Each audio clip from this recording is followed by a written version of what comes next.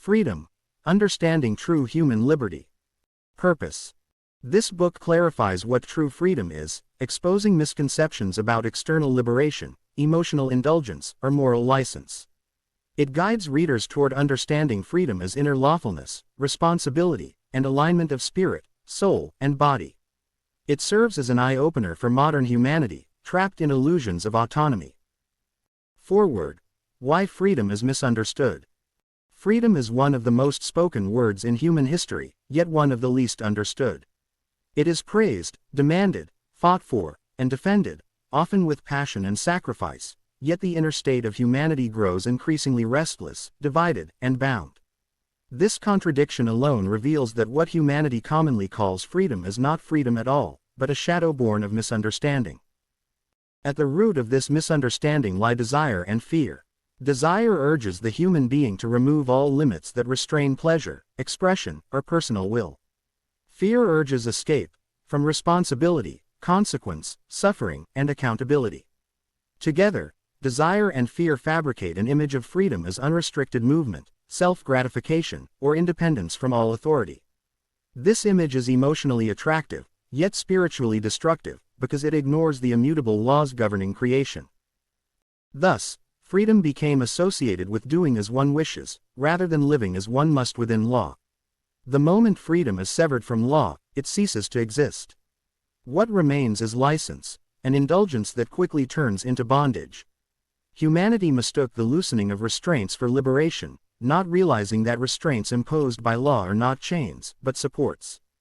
Just as the banks of a river allow water to flow with strength and direction, law gives freedom form, power, and continuity. Without them, life disperses into chaos. The confusion between license and liberty is the great tragedy of modern humanity. License demands rights without responsibility. Liberty arises only where responsibility is consciously embraced. License resists consequence. Liberty understands consequence as teacher. License seeks escape from order. Liberty grows through order. One flatters the ego, the other strengthens the spirit. In social, political, emotional, and even spiritual spheres, humanity has pursued license under the banner of freedom. Emotional outbursts are praised as authenticity. Moral boundaries are dismissed as oppression. Discipline is portrayed as suppression. Even spirituality has been infected by this confusion, promising liberation through techniques, experiences, or beliefs rather than through upright living. In all these paths, the result is the same: increasing inner instability, dissatisfaction, and fear, clear signs of bondage, not freedom. The Grail Message stands in quiet opposition to this confusion. It does not redefine freedom according to human wishes, nor does it soften truth to offer comfort.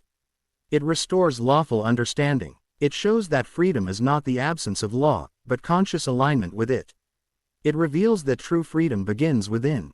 When the spirit leads, the soul mediates soberly, and the body serves as a disciplined instrument.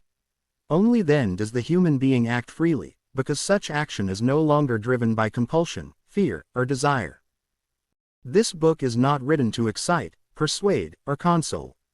It is written to clarify. It speaks to those who feel free yet sense inner unrest, to those who reject restraint yet feel secretly bound, and to those who seek freedom sincerely but have been misled by false teachings. It is an invitation to exchange illusion for understanding, agitation for clarity, and license for lawful liberty. Freedom, when rightly understood, does not flatter the human being, it dignifies him.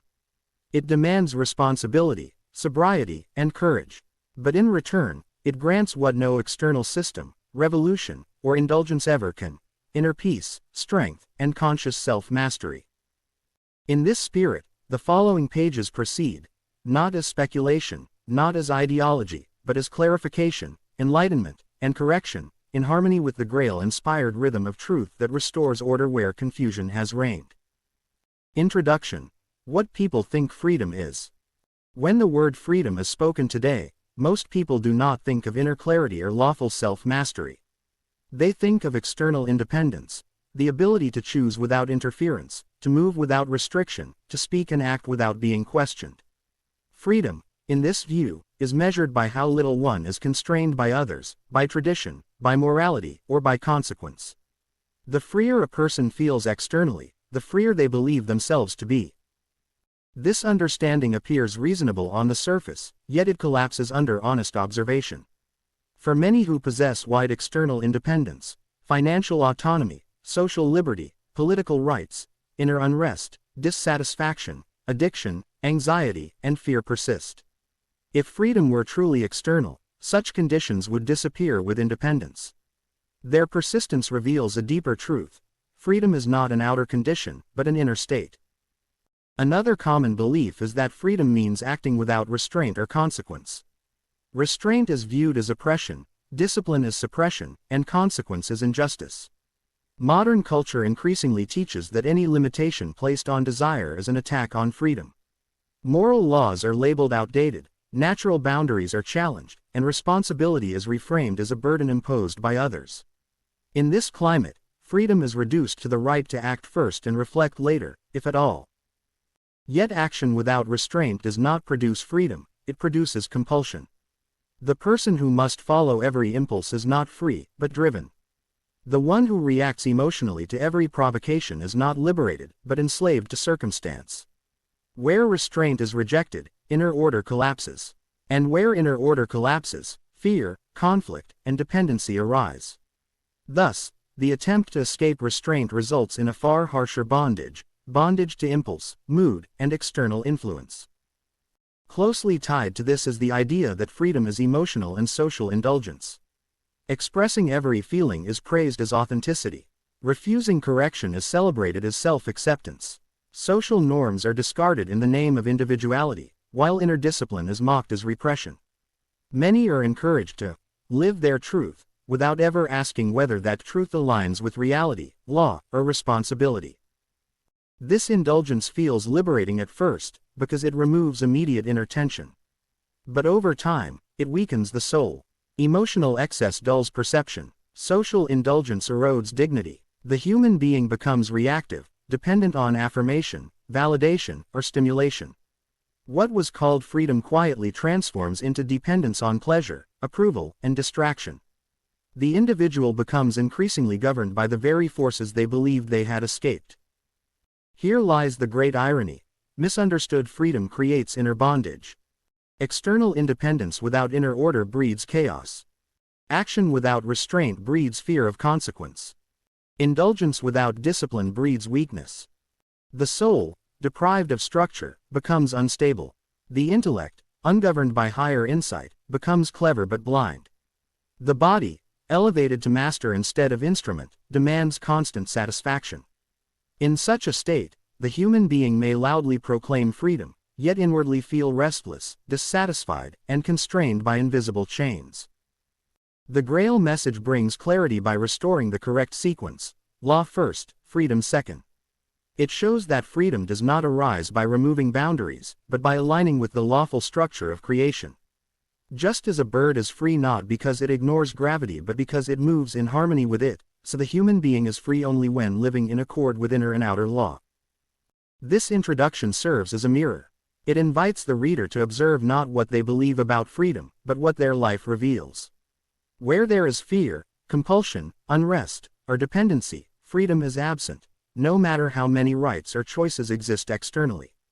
Where there is calm strength, clarity, and responsibility joyfully born, freedom has begun. The chapters that follow do not argue against freedom, they rescue it. They lead away from illusion toward lawful understanding, from indulgence toward dignity, and from bondage disguised as liberty toward the quiet, unshakable freedom that arises only through conscious alignment with creation's law. Thus continues this Grail-inspired rhythm of clarification, enlightenment, and correction, restoring freedom to its rightful meaning, not as escape, but as inner mastery. Part 1. The Foundation of True Freedom. Understanding must precede experience. Freedom cannot be lived correctly if it is not first understood. Where understanding is absent, experience becomes blind, driven by impulse, imitation, or reaction. Humanity's confusion about freedom did not arise because freedom is complex, but because its foundation was ignored. Before freedom can be experienced as strength, peace, and dignity, it must be recognized within the lawful structure of creation. This part restores that foundation. It shows that freedom is not the absence of law, restraint, or responsibility, but their correct relationship. Only upon this ground can freedom stand firm. Chapter 1. Creation and Law. Freedom is lawful, not arbitrary. Creation is not a field of chance, preference, or emotional permission. It is governed by unchanging law, flowing from the will of God with perfect consistency. Nothing exists outside this law. Not the stars, not nature, not human thought, and not human destiny. Where law operates, there is order. Where order exists, stability and clarity follow. Modern humanity often interprets law as restriction and freedom as escape from it. This inversion lies at the root of suffering. Law is not a cage, it is the framework that makes movement possible. Just as a river flows freely because its banks exist, human freedom unfolds only because law provides direction, limit, and meaning. Remove the banks, and the river becomes a destructive flood. Remove law, and freedom dissolves into chaos. Divine law does not dictate personal preference, but it governs consequence. Human beings are free to choose their thoughts, words, and actions, but they are not free from the results of those choices. This is not punishment, it is justice and mercy combined. Through consequence, recognition becomes possible. Without consequence, development would halt, and freedom would lose all value. What humanity often celebrates as freedom today is lawlessness disguised as liberation. Acting without regard for consequence, rejecting moral responsibility, and glorifying impulse are presented as signs of progress. Yet these paths consistently lead to inner unrest, fear of the future, and dependence on distraction. Chaos parades as freedom only until its cost must be paid. True freedom does not rebel against law, it moves confidently within it. The more clearly law is understood, the more freely the human being can act. Ignorance of law enslaves, knowledge of law liberates. This is why freedom begins not with action, but with understanding. The Grail Message restores this clarity by revealing law as the quiet, dependable foundation of all liberty. Freedom that contradicts creation cannot endure.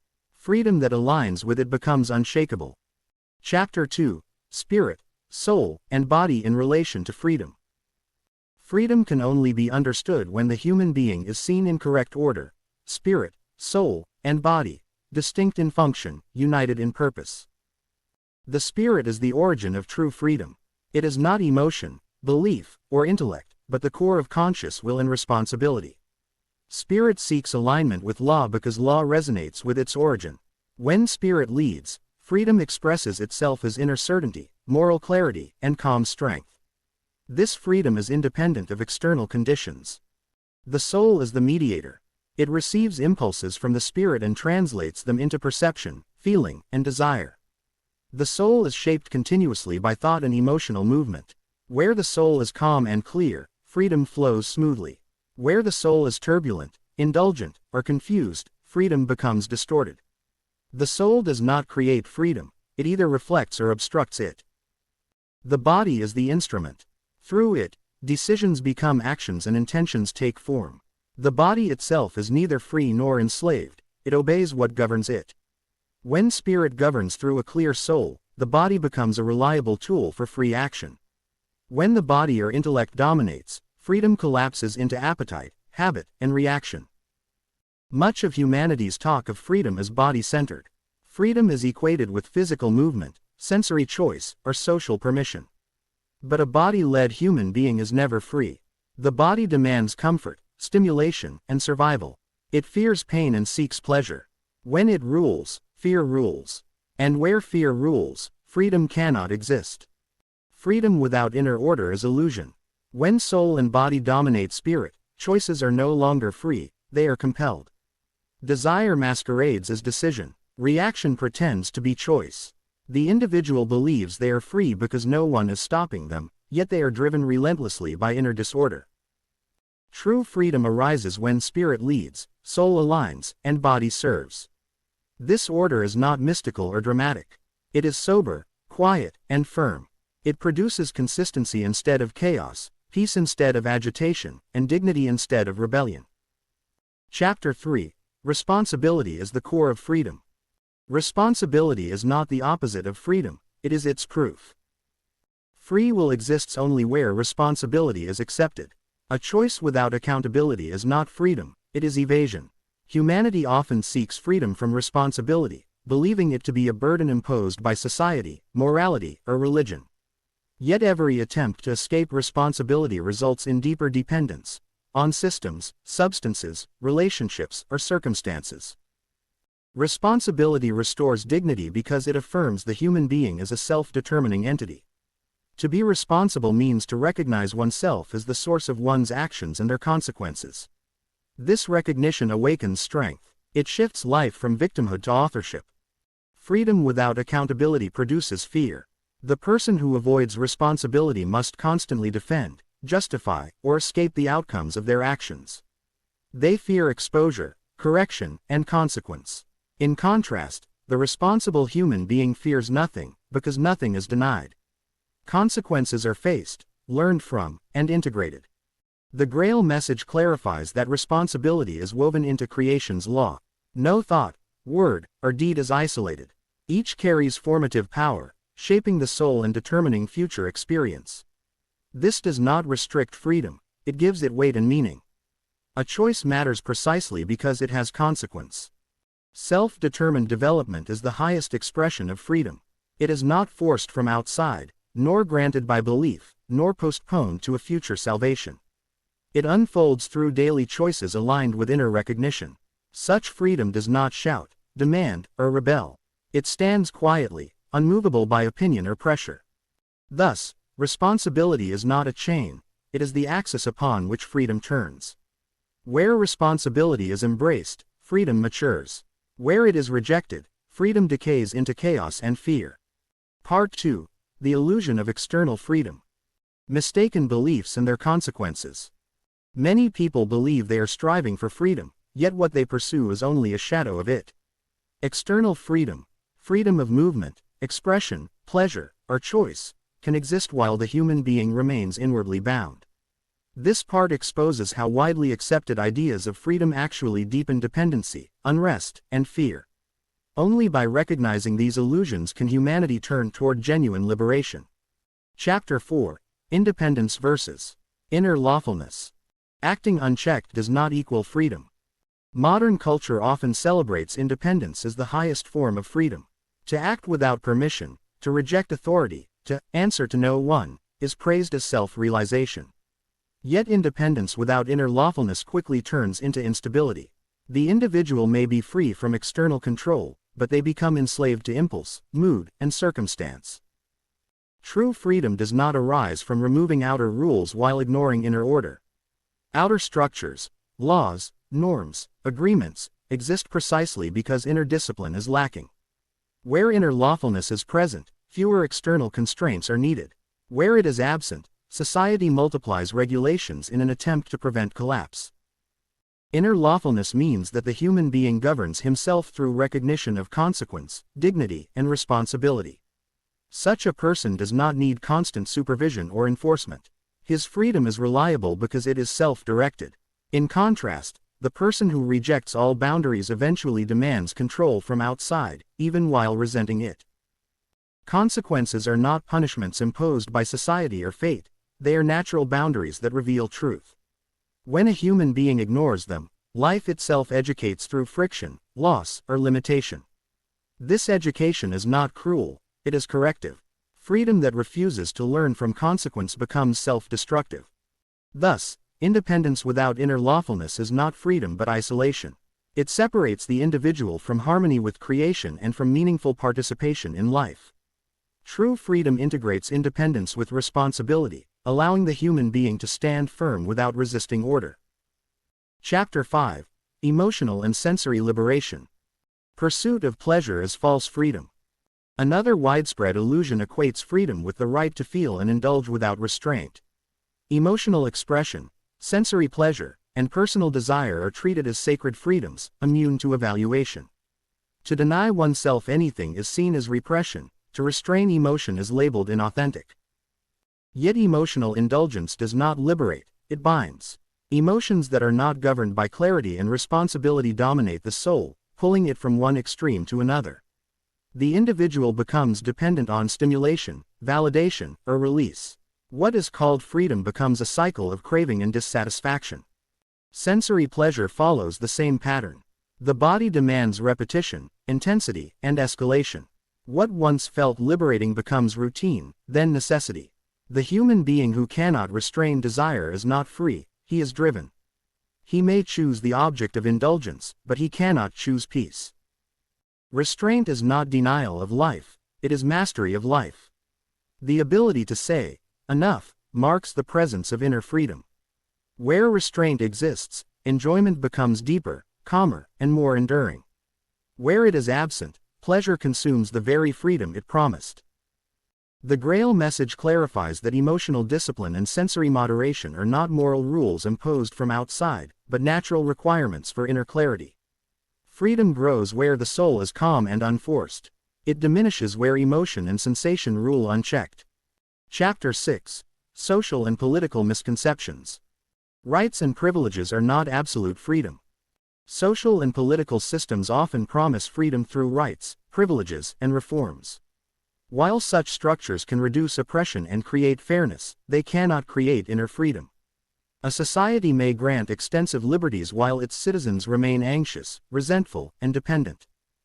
When freedom is expected from systems, governments, or leaders, responsibility is unconsciously surrendered. The individual waits to be liberated instead of liberating himself through recognition and self-discipline. This dependence breeds disappointment, conflict, and perpetual dissatisfaction. Rights protect external conditions, they do not transform inner states. A human being may have freedom of speech and still be enslaved by fear of opinion. He may have freedom of movement and still feel trapped by desire, anger, or ambition. External liberty without inner order exposes the depth of inner bondage. True freedom begins internally and radiates outward. When individuals live lawfully, societies naturally become more just and stable. When individuals are inwardly chaotic, no political system can compensate. Freedom cannot be legislated into the soul. Thus, the illusion of external freedom must be dissolved. It is not denied, but placed in its proper role, as a supportive framework, not a source. Liberation that does not arise from within will never endure. Part 3. Freedom through alignment. Lawful living is liberation. True freedom does not emerge from resistance, rebellion, or escape. It unfolds through alignment, the conscious ordering of the human being according to the laws of creation. When inner faculties work in harmony, freedom ceases to be a struggle and becomes a natural state. This part clarifies how lawful living liberates the human being from inner conflict and outer dependency. Chapter 7. Spirit leads, soul mediates, body acts. Hierarchy of inner faculties for lawful freedom. The Grail Message reveals a clear inner order. Spirit leads, the soul mediates, and the body acts. This hierarchy is not symbolic, it is functional. Where it is respected, clarity and freedom arise. Where it is inverted, confusion and bondage follow. The spirit is the origin of conscious will, conscience, and orientation toward truth. It recognizes what is right, meaningful, and lawful. The soul receives impressions from both spirit and body, translating them into feeling, perception, and motivation. The body, as the densest instrument, carries out decisions through action in the physical world. When the body leads, through appetite, impulse, or fear, freedom is lost. The human being becomes reactive, driven by circumstance rather than guided by understanding.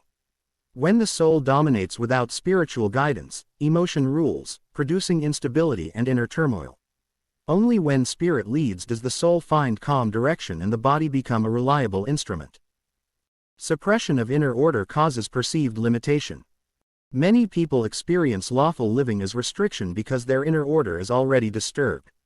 When impulses have ruled for long, clarity feels like confinement. Yet this is not loss of freedom, it is the discomfort of realignment. Just as a dislocated limb resists correction, a disordered inner life resists lawful structure. Perceived limitation arises not from law, but from prior excess. Once harmony is restored, the same law that felt restrictive becomes protective and liberating. Freedom arises from proper inner cooperation. When spirit, soul, and body cooperate, decisions become simple. The human being no longer debates endlessly or regrets constantly. He knows why he chooses, feels peace in the choice, and accepts the consequence calmly. This is freedom, not the absence of order, but the presence of inner unity. Chapter 8. Discipline Thought and Emotional Clarity. Thinking with Responsibility. Thought is not harmless or neutral. It shapes perception, directs action, and attracts consequence. To think freely does not mean to think carelessly. True freedom of thought includes responsibility for accuracy, fairness, and effect. Undisciplined thinking, rumination, fantasy, resentment, or self-justification, creates inner captivity. The thinker becomes trapped in his own mental loops. Disciplined thinking, by contrast, is sober, observant, and purposeful. It seeks truth rather than comfort, clarity rather than excitement. Responsible thinking frees the mind from confusion. It allows the human being to see situations as they are, not as desire or fear paints them. Emotional self-control is strength, not repression. Emotional clarity is often misunderstood as suppression. In truth, it is mastery. Emotions are responses, not rulers. When they dominate, freedom disappears. When they are observed, understood, and guided, they become allies. Self-control does not deny feeling, it prevents emotion from distorting judgment and action. A calm soul can experience joy without dependency, sorrow without collapse, and enthusiasm without recklessness. Such emotional balance is a mark of inner freedom. Recognizing impulses as tests of liberty. Impulses reveal the degree of one's freedom. The question is not whether impulses arise, but whether they are obeyed automatically. Each impulse presents a choice, to submit or to govern. The ability to pause, reflect, and decide consciously transforms impulse into opportunity for growth. Freedom strengthens each time the human being chooses lawfulness over reaction. Chapter 9. Acting Consciously in the World. Actions aligned with inner law. Freedom must manifest in action, not remain an idea. When actions align with inner law, the human being experiences consistency between thought, feeling, and deed. This consistency produces peace and reliability, both inwardly and outwardly. Actions taken merely to assert independence often create conflict and regret. Actions born of alignment, however, generate trust, stability, and respect. Such actions do not need defense or justification, they carry their own legitimacy. Freedom in choice manifests as integrity and consequence.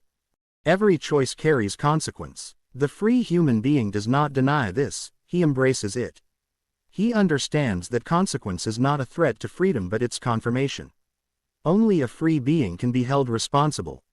Integrity arises when choices are made knowingly and consequences accepted without resentment. This acceptance removes fear and complaint, further deepening freedom. True independence is functional, not reactive. Reactive independence defines itself by opposition, doing the opposite of what is expected. Functional independence, however, is self-contained. It does not need to resist, it simply stands. Such a human being can cooperate without losing himself, submit without humiliation, and stand alone without hostility. His freedom is evident in his usefulness, reliability, and calm strength. Part 4. Freedom and Responsibility. How law and choice interact. Freedom and responsibility are not opposing forces, they are two sides of the same reality. Where responsibility is rejected, freedom collapses into chaos and suffering. Where responsibility is embraced, freedom becomes stable, reliable, and dignified. This part illuminates how law and choice interact to produce genuine liberty in human life, as clarified by the Grail Message. Chapter 10. The Responsibility-Freedom Paradox. Restriction of chaos enables liberty. At first glance, responsibility appears to limit freedom. Yet this impression arises from confusing freedom with unrestrained impulse. Chaos does not liberate, it enslaves. When every desire demands expression, the human being becomes a servant of inner disorder. Lawful restriction does not imprison, it protects. Just as the banks of a river allow water to flow with power and purpose, so law channels human will into meaningful action. Without such boundaries, energy dissipates into confusion and self-destruction. True freedom therefore begins where chaos ends. The willingness to limit destructive tendencies is the first act of liberation. Accountability is the framework of true action. Accountability gives weight to choice. A decision without consequence is meaningless. The knowledge that one must answer for thought, word, and deed awakens seriousness and depth in action. This does not burden the free human being, it strengthens him. He acts more consciously, speaks more truthfully, and thinks more carefully. His actions gain substance because they are rooted in awareness of consequence under law. Thus accountability forms the framework within which freedom becomes effective and creative.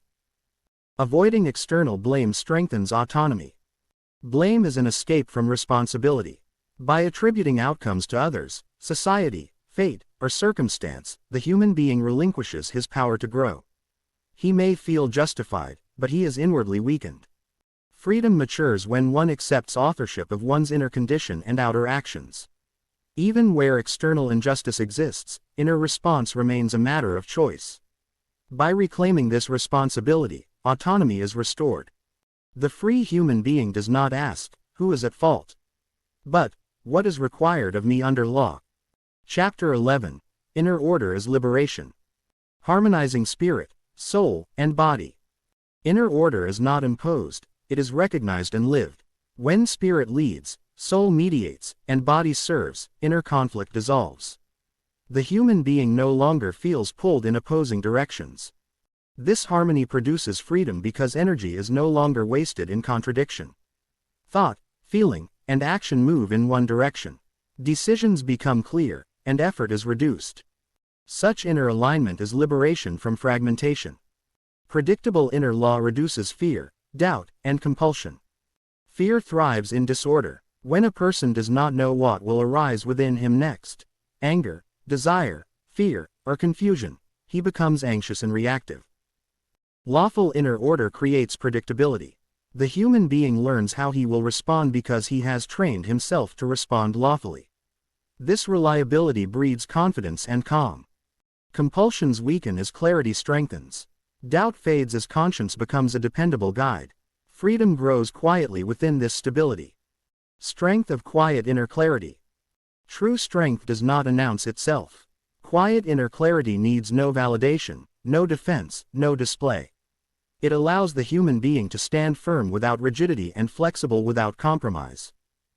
This strength liberates because it removes the need for constant assertion. The person no longer needs to prove freedom, he lives it. Chapter 12. Freedom is self-mastery. Mastery over impulses, thoughts, and emotions. Self-mastery is not domination but governance. Impulses are recognized, thoughts are examined, emotions are guided, not suppressed, but placed in their rightful position. Where impulses rule, freedom is lost. Where thoughts wander unchecked, clarity dissolves. Where emotions dictate action, instability reigns. Mastery restores balance. This mastery is acquired through awareness, discipline, and repeated lawful choice. It is gradual, quiet, and enduring. Freedom is experienced, not conferred. No authority can grant freedom. Laws may permit or restrict behavior, but inner freedom arises only from within. It is felt as calm, self-possession, and moral courage. Those who wait for permission to be free will remain dependent. Those who develop inner sovereignty carry freedom wherever they stand. Outer license cannot substitute for inner sovereignty. External permissions, social, political, or cultural, cannot replace inner order. Without self-mastery, even the widest license becomes a trap. Inner sovereignty alone ensures that outer freedom is used wisely and constructively. Where this sovereignty exists, even limitation cannot enslave. Where it is absent, even abundance cannot liberate. Part 5. The Danger of False Freedom. Misguided paths that restrict true liberty. Not every path that promises freedom leads to liberation. Many lead instead into deeper bondage, disguised by excitement, rebellion, or comforting illusions. False freedom always feels expansive at first, yet ends in restriction, confusion, and loss of dignity. This part exposes the most common distortions of freedom and restores sober clarity through the light of the Grail Message. Chapter 13. Freedom is Rebellion. Acting against law under the guise of liberation. One of the most widespread misconceptions of freedom is the belief that it consists in opposing law. In this view, any boundary is seen as oppression, and resistance itself is mistaken for liberation. Yet law is not an invention of authority, it is the expression of order within creation. When a human being rebels against law, he does not become free, he merely disconnects himself from harmony. This rebellion may feel empowering for a moment, but it is rooted in misunderstanding. Law does not exist to constrain life, it exists to sustain it. To act against law is to act against oneself, for the human being is formed within that same lawful structure. Emotional outburst mistaken for autonomy. Uncontrolled emotional expression is often celebrated as authenticity and freedom. Anger, indulgence, and impulsive reactions are justified as being true to oneself. In reality, such outbursts reveal loss of self-governance. Autonomy does not mean being driven by emotion, it means being able to choose one's response. When emotions dominate, the human being is not free, he is ruled from below, reacting rather than acting. True freedom is calm, deliberate, and conscious. Emotional chaos is not liberation but captivity. Consequences of chaotic freedom. The fruits of rebellious freedom are always the same: broken relationships, inner instability, regret, and eventual exhaustion. Chaos cannot sustain life. What begins as defiance ends as dependence on substances, validation, systems, or distraction. Law does not punish rebellion, rebellion punishes itself. The suffering that follows is not condemnation but consequence, calling the human being back to understanding. Chapter 14. Escapism masquerading as freedom. Spiritual shortcuts and mysticism. Another false path to freedom lies in escapist spirituality. Here, freedom is imagined as transcendence, rising above responsibility, effort, and earthly life through techniques, beliefs, or mystical experiences. Such paths promise quick release from inner struggle, yet bypass the very work that leads to liberation. Instead of clarity, they produce dependency; instead of strength, passivity. The Grail Message makes clear: no spiritual shortcut can replace lawful development. Growth must be earned through conscious living. Avoiding inner responsibility under false pretense. Escapism often disguises itself as higher awareness. Phrases like letting go, trusting the universe, or everything is illusion, can become tools for avoiding responsibility for thought, feeling, and action. Freedom, however, demands engagement, not withdrawal. The human being is meant to stand within creation, not flee from it. Any teaching that removes responsibility weakens the individual, regardless of how elevated it sounds. True freedom increases responsibility, it never dissolves it. The price of dependence on external systems. When freedom is sought through external systems, gurus, methods, rituals, ideologies, the human being relinquishes his inner sovereignty. He becomes dependent on guidance rather than developing discernment. Such dependence may feel safe, but it binds. Liberation cannot be delegated. The price of external reliance is the loss of inner authority. The free human being learns to stand alone under law, without intermediaries. Chapter 15. Societal illusions of freedom. Democracy, consumerism, and indulgence as pseudo-freedom. Modern society often equates freedom with choice: political choice, consumer choice, lifestyle choice. While these have practical value, they do not touch the core of freedom. Unlimited options do not produce inner liberty. In fact, excess choice often creates anxiety, restlessness, and dissatisfaction. Consumerism promises fulfillment but delivers dependency. Freedom cannot be bought, voted into existence, or entertained into being. Outsourced responsibility is bondage. Many social systems subtly encourage the outsourcing of responsibility to governments, institutions, experts, or collective norms. While cooperation is necessary, surrendering personal responsibility leads to inner passivity. A person who expects systems to secure his freedom will remain inwardly bound. True liberty begins when one accepts responsibility for one's own thinking, decisions, and conduct, regardless of external structures. Liberation through lawful perception, not social status. Social position, recognition, and rights do not guarantee freedom. A person may be outwardly privileged yet inwardly enslaved by fear, desire, or conformity. Another may live modestly yet possess inner sovereignty. Lawful perception, seeing life as governed by order, consequence, and meaning, liberates regardless of circumstance. It restores dignity by grounding the human being in reality rather than illusion. Part 6. The Sober Human Being. Freedom is lawful alignment and conscious living. True freedom does not announce itself with noise, excitement, or defiance. It is quiet, stable, and unmistakable. It belongs to the sober human being, one who lives in awareness, chooses consciously, and stands firmly within the laws of creation. This part describes freedom not as an idea, but as a lived condition that confirms itself through inner peace and clarity. Chapter 16. Freedom is awareness. Conscious recognition of cause and effect. Freedom begins with seeing, not seeing outward appearances alone, but recognizing the lawful connection between cause and effect in one's own life. Every thought, feeling, word, and deed sets something into motion. Nothing is accidental, nothing arbitrary. The unfree human being reacts blindly, attributing his experiences to fate, others, or chance. The free human being recognizes, "What I sow, I reap." This recognition does not burden him, it steadies him. It restores orientation. Awareness dissolves confusion. Where clarity enters, fear retreats. Freedom grows in proportion to understanding. Self-discipline is the pathway to true autonomy. Self-discipline is often misunderstood as restriction. In truth, it is liberation from inner chaos. A person who cannot govern his thoughts, impulses, or emotions is not free, he is driven. Discipline does not suppress life, it orders it.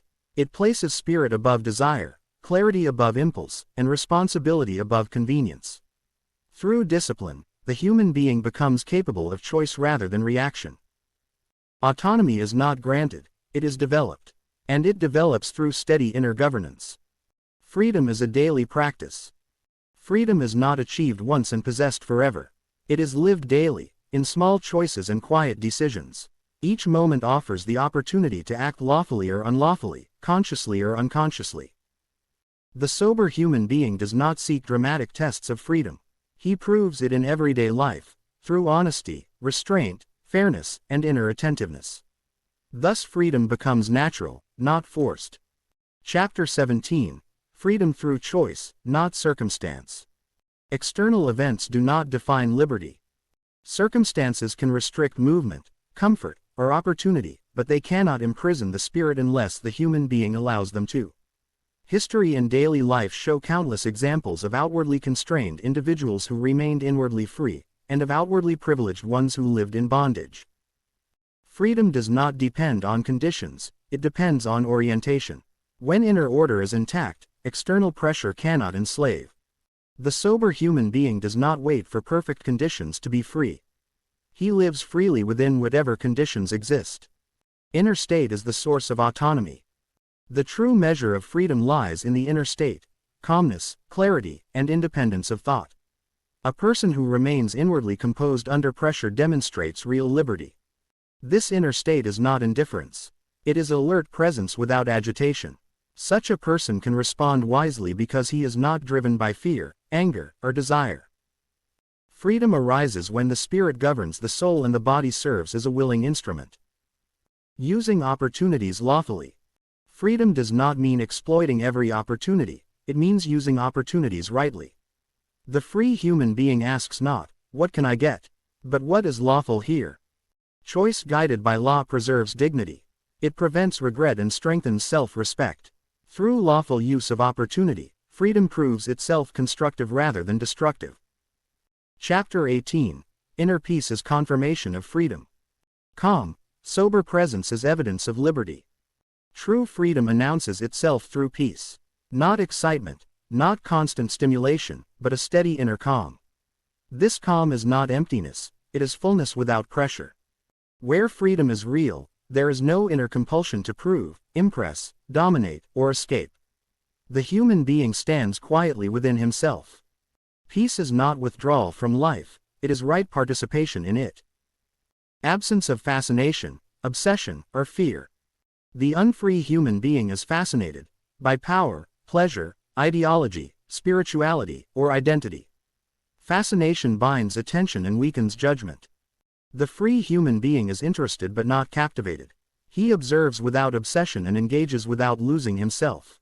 Fear no longer governs him, because he understands law and consequence.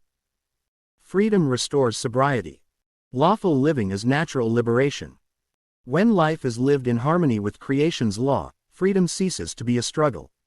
It becomes natural. There is no inner conflict between what one knows and what one does.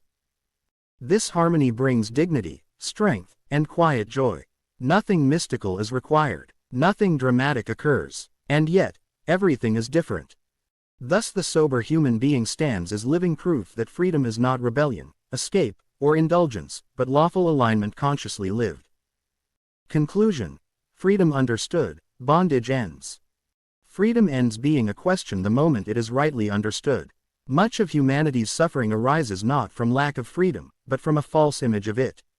When freedom is imagined as absence of law, absence of consequence, or absence of restraint, it inevitably produces bondage, inner conflict, fear, dependency, and disorder.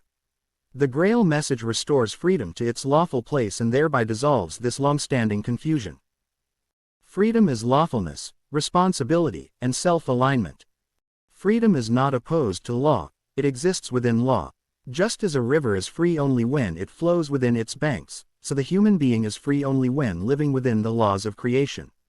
Law does not restrict life, it gives it direction, stability, and meaning. Responsibility is the living expression of freedom. Each free decision carries consequence, and the willingness to bear consequence is what gives freedom dignity. Where responsibility is avoided, freedom collapses into chaos and fear. Where responsibility is embraced, freedom matures into strength. Self-alignment completes this triad. When spirit leads, the soul mediates clearly, and the body acts obediently, the human being stands upright within creation. In this state, freedom is no longer debated, it is experienced. Misconceptions dissolve when the spirit leads and the soul mediates. False freedom thrives where the inner order is inverted, where desire rules thought, emotion governs action, and the spirit is silenced. Such inversion produces restlessness and rebellion, not liberty. When the spirit leads, clarity replaces confusion. When the soul mediates soberly, emotions serve instead of dominate. When the body acts as instrument rather than master, actions become purposeful and clean. Under this lawful inner hierarchy, misconceptions lose their power. Illusions no longer seduce because the human being sees. Thus bondage ends not through resistance, but through recognition. Liberty is lived, not awaited or imposed. Freedom cannot be granted by systems, promised by ideologies, or enforced by rebellion. It cannot be postponed to a future condition or external change. It begins the moment a human being chooses to live consciously within law. Every attempt to wait for freedom keeps one bound. Every attempt to impose freedom upon others violates law and creates new chains. Only lived freedom endures. Freedom stands wherever a human being thinks responsibly, feels cleanly, and acts uprightly, regardless of circumstance. Epilogue. Life in true liberty. True liberty is quiet. It does not shout slogans or demand recognition. It does not define itself against enemies or systems. It simply is, stable, awake, and grounded. Freedom beyond systems, techniques, or rebellion. Systems promise freedom through structure, techniques promise it through method, rebellion promises it through destruction. All three fail when they replace inner work with external dependence. True freedom requires no technique and no enemy. It grows from inner clarity and lawful living. The free human being is not anti-system, but not dependent on systems either. He can function within structures without surrendering his inner sovereignty. Rebellion binds the human being to what he resists. Lawful living releases him from the need to resist at all. Alignment with creation restores dignity and clarity. Dignity is not conferred by status or rights, it arises from alignment with creation's law. A human being who stands rightly within law does not beg, fear, or dominate. He knows his place, and this knowing brings peace. Clarity follows alignment. Life becomes comprehensible. Experiences become instructive rather than threatening. Even difficulty loses its power to enslave, because it is understood as consequence and opportunity for growth. Thus freedom and dignity stand together. Sovereignty through self-awareness and lawful action. The highest sovereignty is not control over others, but mastery of oneself. Self-awareness awakens the human being to his responsibility as a creative participant in life. Lawful action anchors this awareness in reality. Such a human being is free without declaration, sovereign without domination, and peaceful without withdrawal. He does not escape the world, he inhabits it rightly. This is life in true liberty. Appendix: Practical Guidance for Sober Freedom. This appendix translates understanding into lived reality. Freedom that remains theoretical quickly fades back into illusion. Only what is practiced becomes stable. The Grail Message does not offer techniques for excitement or shortcuts to elevation, it offers orientation. These practices are therefore not rituals, but aids to sober self-honesty and lawful living. What follows is not a system to follow blindly, but a framework for awakening personal responsibility and strengthening inner clarity. 1. Daily self-observation of thoughts, emotions, and impulses. True freedom begins with awareness. Most human bondage persists simply because inner movements go unnoticed. Begin each day with the quiet resolve to observe before reacting. Thoughts. Observe the quality of your thinking throughout the day. Are thoughts clear or confused? Do they arise calmly, or are they driven by fear, resentment, pride, or desire? Do they aim toward understanding, or toward justification and escape? Do not attempt to suppress thoughts. Simply notice their direction. Thought reveals where freedom is present and where bondage still operates. Emotions. Notice emotional reactions without dramatizing them. What triggers irritation, excitement, fear, or craving? Do emotions arise suddenly, demanding immediate expression? Do they cloud judgment or strengthen clarity? Emotional awareness restores freedom by preventing unconscious rule of impulse. Calm observation weakens emotional tyranny. Impulses. Impulses reveal the struggle between inner order and disorder. Do you feel compelled to speak, consume, react, or withdraw? Is the impulse aligned with dignity and responsibility? What happens if you pause instead of obeying it?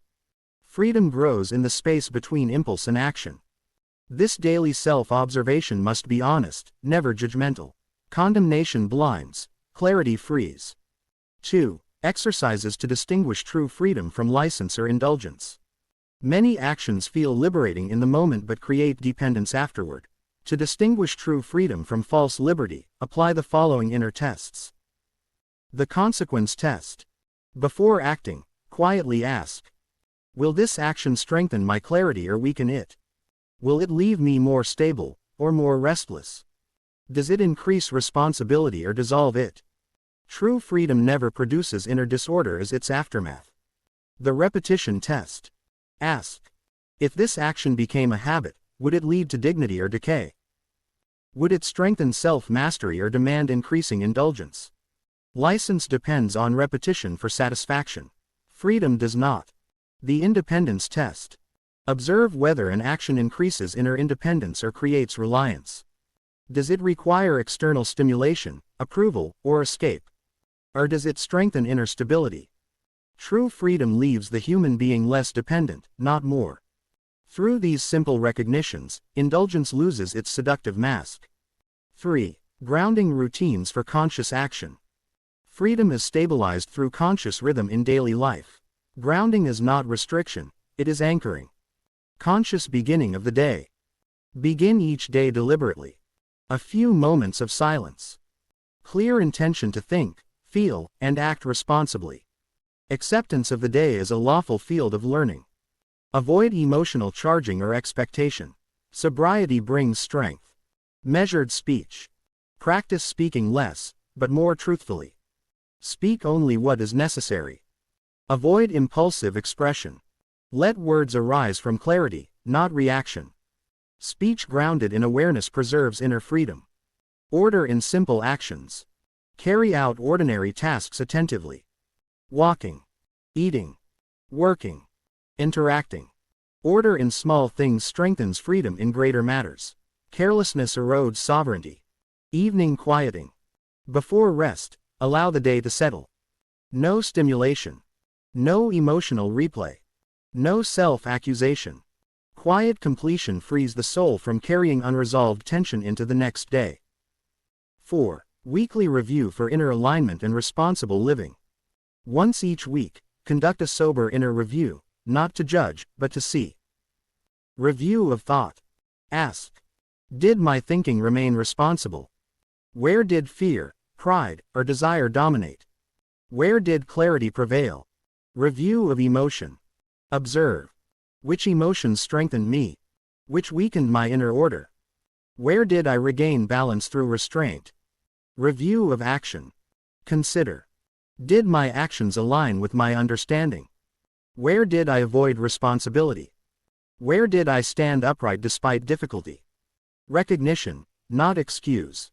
Do not justify failures. Do not dramatize successes. Recognition alone realigns the inner compass.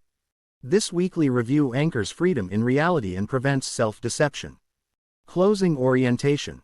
Sober freedom is not achieved through effortful striving, but through steadfast alignment. Each moment offers choice. Each choice either strengthens sovereignty or weakens it. Freedom does not arrive suddenly. It accumulates through clarity, discipline, and responsibility, until one day the human being realizes he is no longer seeking freedom at all. He is living it.